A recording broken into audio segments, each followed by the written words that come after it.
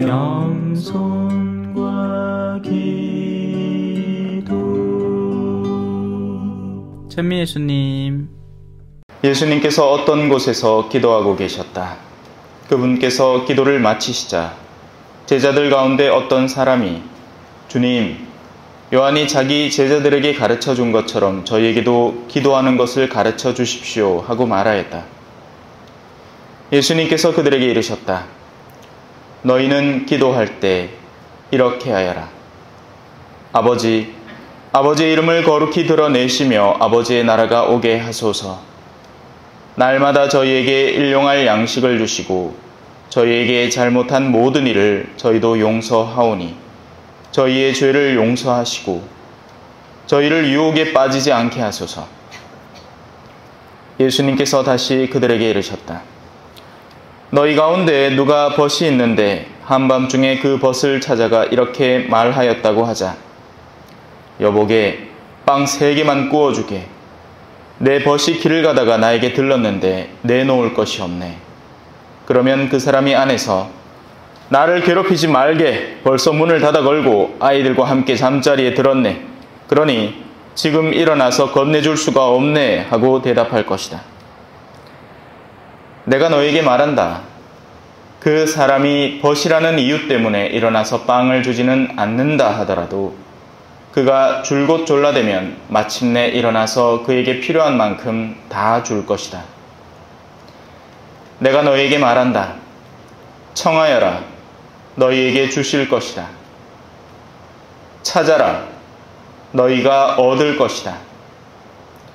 문을 두드려라. 너희에게 열릴 것이다. 누구든지 청하는 이는 받고 찾는 이는 얻고 문을 두드리는 이에게는 열릴 것이다. 너희 가운데 어느 아버지가 아들이 생선을 청하는데 생선 대신에 뱀을 주겠느냐? 달걀을 청하는데 전갈을 주겠느냐? 너희가 악해도 자녀들에게는 좋은 것을 줄 줄 알거든. 하늘에 계신 아버지께서야 당신께 청하는 이들에게 성령을 얼마나 더 잘 주시겠느냐. 주님의 말씀입니다.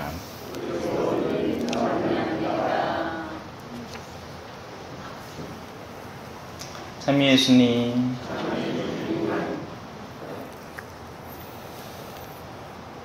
꼬마아이가 엄마에게 밥 먹다가 엄마, 한 그릇 더 주세요 합니다. 그러면 엄마가 어떻게 반응할까요? 아이고, 우리 꼬맹이 밥 잘 먹었어. 더 줄까? 기꺼이 한 그릇 더 주겠죠. 네. 저한테도 자주 일어나는 일이에요. 혹시나 여러분 집에 가서 밥 먹다가 한 그릇 더 주세요 하면 얼른 줍니다. 근데 만약에 그 꼬마가 먹으라는 밥은 안 먹고 엄마, 나 초콜릿 먹을래요 하면 주겠습니까? 안 주겠습니까? 보통은 안 줍니다. 왜요? 왜냐하면 그것은 올바르지 않은 일이기 때문에 그렇죠. 이로써 우리는 초등학생도 아는 기본을 이해해야만 합니다. 왜? 오늘날 사람들이 성경을 읽으면서 엉뚱하게 해석하는데 길이 들어있기 때문이죠. 봐라, 청하라 했다. 하느님이여, 내요 지금 사업하는데 지금 2억 벌고 있는데 한 4억 벌게 해주이소. 와, 청하라 했잖아.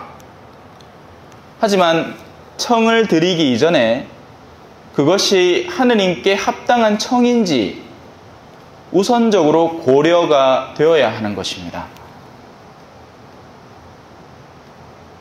우리 아이를 서울대 보내달라고 하는데 과연 그 청은 올바른 것일까요? 아니면 만약에 하느님의 힘이 조금이라도 깃들어서 그 아이가 실력도 없는데 그 자리에 들어가서 원래 자신의 노력껏 정성껏 준비한 아이가 그곳을 떨어져 나와야 한다면 그것이 옳은 일일까요? 옳지 않겠죠. 옳지 않습니다.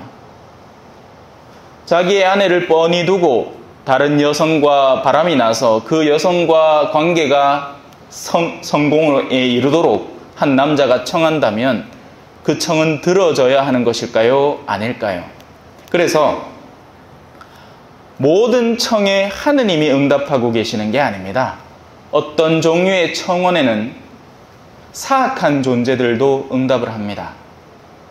이 사람을 당장 낫게 해서 더한 쾌락에 빠져들고 지금의 타락상보다 더한 영혼의 타락을 겪을 수 있다면 악마라도 그를 일시적으로 치유해 주는 겁니다. 모든 치유가 하느님의 손길은 아닌 거죠.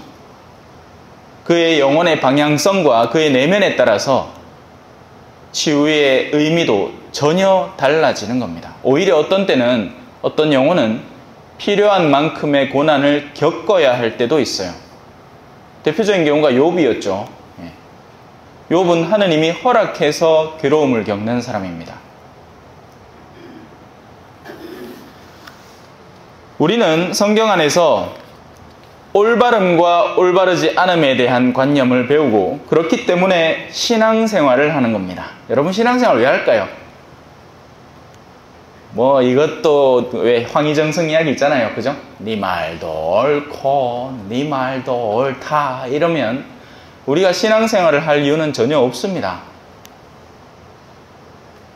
한들 어떤 취미활동이나 그냥 인간적인 모임의 흥에 불과한 거겠죠. 우리가 신앙생활을 하는 이유는 더 나음과 덜 나음을 분별할 수 있고 그리고 우리가 더 나음의 자리로 나아갈 수 있도록 배워야 하기 때문에 그렇습니다. 여러분들도 그건 잘 압니다. 여기에서 뭐 가게를 운영하시는 분은 이렇게 물건을 배치하는 것보다 저렇게 물건을 배치하는 것이 나갈 때 손님들이 더 물건을 많이 산다는 걸 알기에 그래서 수많은 슈퍼마켓들의 입구 쪽에 껌, 사탕, 뭐 캔디류 이렇게 사소하게 집어서 계산대에 올릴 수 있는 것, 아이들이 보고 환심을 살 수 있는 것, 킨더조이 이런 것들이 입구 가까이에 잔뜩 늘어져 있는 겁니다. 수많은 연구의 결과물이에요. 여러분들은 알게 모르게 그런 데 가면 이미 그들이 파악해놓고 이 준비해 놓은 욕망의 구렁텅이에 들어선다고 보시면 되는 거예요. 그래서 처음에 갈 때는 뭐 하나만 사러 들어갔는데 나올 때는 벌써 몇 개 찌고 나오죠. 심지어 세상도 더 나음과 덜 나음이 있다면 영혼도 마찬가지라는 말입니다. 하지만 사람들의 영혼은 역설적이게도 만약에 세상에서 이것이 더 낫습니다 하면 그런 줄 압니다. 왜냐하면 그건 보면 알기 때문이죠. 그게 지표로 드러나기 때문에 그래요.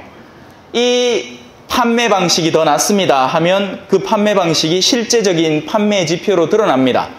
수치가 바바바박 올라간다고요. 마치 요즘 코로나 이거 오늘은 몇천 명, 오늘 몇만 명 하면 어이구야 이거 코로나 환자가 늘고 있구나 하는 것을 어렵지 않게 알 수 있듯이 외적인 표지로 드러난단 말이에요. 하지만 영적인 부분은 어떨까요?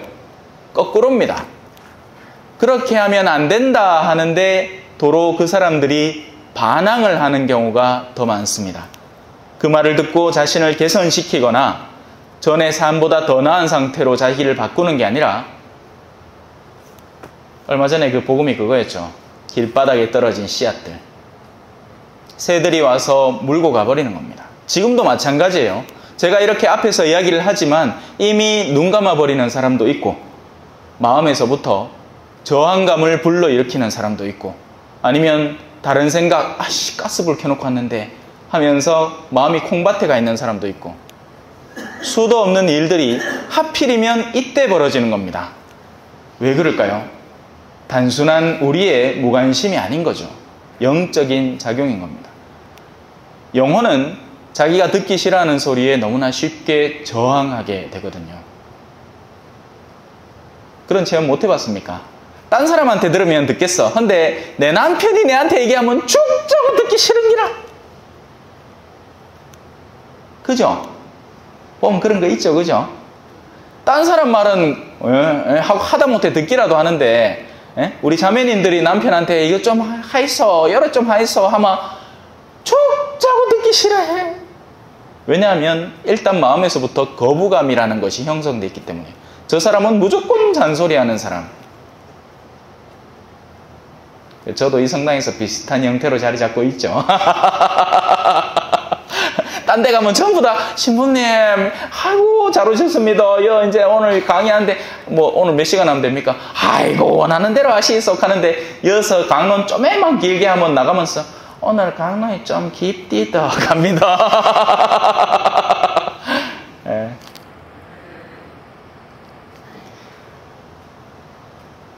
아브라함은 의인을 찾아야 했습니다. 하지만 그 말은요, 의인이 있어서 이미 있는 의인 가운데 의인을 찾겠다는 얘기가 아니에요. 사람의 마음은 의로움에서 죄악으로, 또 거꾸로도 마찬가지예요. 어제까지 잘 살던 사람이 오늘 다시 죄로 빠져들 수도 있습니다. 그 선택의 자유가 있단 말이에요. 그래서 아브라함이 지금 하느님께 드리는 청은 제가 10명을 찾아낼 수 있다면 이라는 말은 제가 10명을 회개할 수 있도록 초청할 수 있다면 당신은 재앙을 멈추시겠습니까? 라는 이야기입니다. 제가 그 일을 하겠습니다. 저를 보시고서 이 고을을 용서해 주십시오. 하지만 소돔과 고모라 어떻게 됐죠? 불벼락을 맞았죠. 그러니까 어떻다는 얘기요? 10명조차 없었다는 얘기입니다. 아니요, 10명이 아니라 마지막 1명의 의인인 롯이 그 도성을 빠져나오자마자 불벼락이 떨어지는 걸 봐서 1명도 없었다는 얘기예요. 오늘날 우리의 신앙 환경은 어떨까요? 우린 정말 하느님을 사랑할까요? 아니면 어떤 다른 수많은 욕구들과 혼재해 있는 가운데 하나의 욕구로서 신앙 욕구가 자리하는 걸까요? 이건 분명히 다른 두 가지 차원이에요. 왜? 이게 옵션인지 아닌지가 거기에 따른 겁니다. 항상 비교되는 옵션인지 아니면 신앙이라는 것이 근본적인 가르침인지, 종교라는 말의 그 한자의 의미가 마루종자에다가 가르칠 교를 써서 근본이 되는 가르침이라는 거예요. 신앙을 근간으로 일상을 영위해야 하는 건데 우리는 일상을 영위하면서 신앙을 옵션으로 비교하고 있는 겁니다. 각까 막까. 오늘은 땡기나 안 땡기나? 오늘 나를 더 땡기게 하는 욕구는 어디 있나? 자, 저 밭에서 일하면 30만 원 준대. 그러면 돌았다고 내가 성당을 가겠습니까? 그 밭에가 일을 하지. 왜? 나의 근본 욕구는, 근본 가르침은 더 많은 수익이 있는 곳을 뒤쫓아라 라는 것이기 때문입니다. 그래서 신앙생활 하다가 조금이라도 나에게 손해가 온다 싶을 때에는 의심을 시작하는 거죠. 하느님에 대한 근본적인 신앙 안에서 나에게 왜 이런 시련이 올까 하고 그 시련을 검토하는 게 아니라 그 시련 때문에 하느님을 경계하는 겁니다.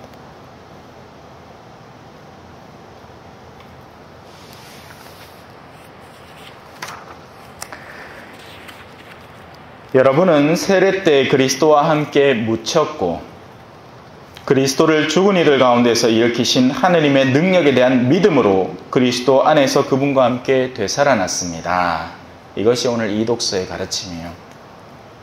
정말 우리는 이 말을 신뢰하고 있을지 아니면 이 말이 있었나 싶을지, 그죠? 하느님 안에 살아야 우리가 진정으로 살게 되는 겁니다. 하느님 안에서 청해야 그 청은 완수되고 이루어지는 거죠. 하느님은 자판기가 아니에요. 신앙 한번, 그러니까 신앙 활동 하나 끽 줬다고 밑에 캔 음료수가 두두둑 나오는 자판기가 아니란 말입니다. 하느님은 우리의 친구고 우리의 의도를 아시는 분이에요. 그런 하느님께 충실할 수 있도록 노력해야 됩니다. 세상 것들은 다 지나갑니다. 영원히 지고 사는 사람 아무도 없더라고요. 언젠간 다 죽어요. 그리고 죽으면서 10원 한 장 못 들고 갑니다. 옛날엔 10원이 한 장이었죠. 지금은 10원을 찾아보기도 힘들고 동전 자체를 쓰지도 않고 현금 자체를 아예 들고 다니질 않죠. 이든 저든 하늘 날아갈 때는 신용카드 한 장도 못 들고 가요. 그러니 무엇에 마음을 써야 할 것인가? 어떤 것이 진솔한 가르침일까? 한번 잘 묵상이라도 해보셨으면 좋겠습니다. 우리 아버지는 우리에게 성령을 주고자 하십니다. 그게 왜 좋은 건지 고민해 봤으면 좋겠습니다. 아멘. 찬미 예수님, 겸손과 기도.